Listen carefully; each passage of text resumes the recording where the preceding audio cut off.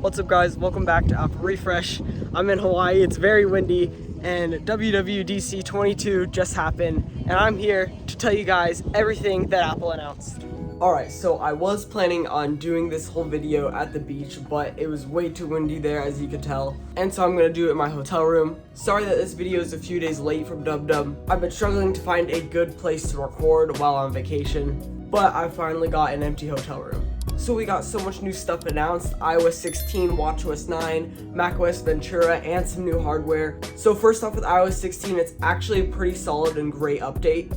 They introduced a completely new and redesigned lock screen with custom fonts, colors, so many new wallpaper presets. You can do depth stuff with the text on the lock screen, which is sick. There are new widgets that you can put on your lock screen, like the activity rings, battery stuff, or weather, so you can make your dream lock screen, which is pretty cool. There's some new stuff to messages as well, like undo send, edit text, and a brand new dictation as well, which keeps the keyboard open while you're using dictation, so then you could just start typing if you want to.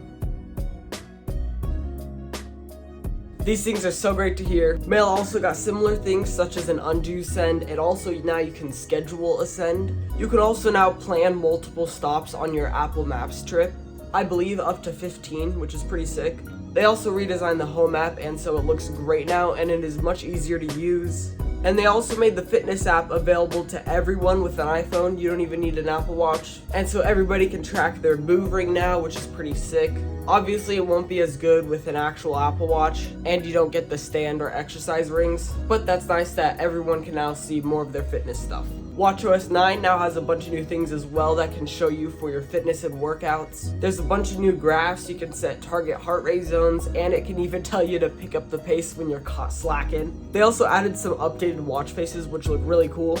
Another addition they put in watchOS 9 was medication tracking, which makes remembering to take your meds for those who have to take it often much easier. They even tell you if you're like taking 2 pills at the same time that you probably shouldn't be taking because they might have some side effects, which is super cool and just makes everything easier. And then next up, Apple announced the next generation Apple Silicon chip, M2.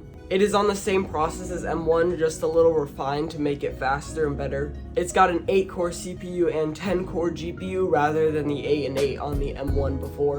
The CPU is 18% faster than the M1 and the GPU is 35% faster. There's 50% more memory bandwidth, a 40% faster neural engine, and it now goes up to 24 gigabytes of unified memory. So it's still not as fast as the M1 Pro, but is definitely faster than the M1. And overall, a very solid upgrade for Apple's base chip.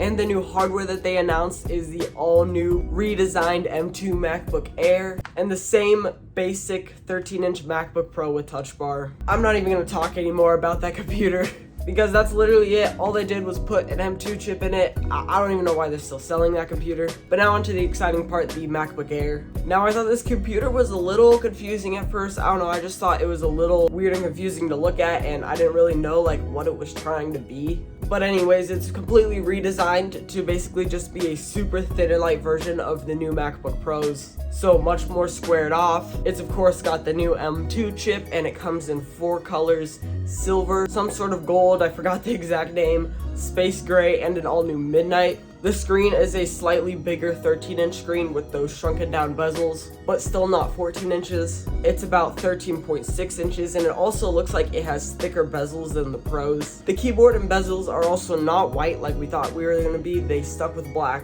which I think looks great and much cleaner than the white, but I do think that the white would have definitely signified that it was the cheaper MacBook. And of course, it now has the notch and comes with the new 1080p webcam. Alright, so now onto macOS. We got the new macOS Ventura. It's got a couple of the same features that are in iOS 16, such as the ones in Mail and Messages. Then they also announced a brand new feature to macOS called Stage Manager. It basically just makes windowing and multitasking much easier and more organized. And it basically just like puts some app windows and stuff on the side of your screen just so you can see everything that you have open and just, again, organize it better. Then you can also now use your iPhone as your webcam on your Mac, which is pretty cool. You could just attach it to the top of your MacBook or even monitor with like this clip thingy that they're gonna sell, and it just instantly pairs with your Mac. You don't even have to turn your iPhone on, which is pretty sick, and you'll be able to use it in FaceTime and other video calling apps. I think it's a super cool idea because it can make your webcam look so much nicer now, and it just pairs with sick Apple magic. And then finally, they also redesigned the system preferences app like rumored and just freshened it up a lot.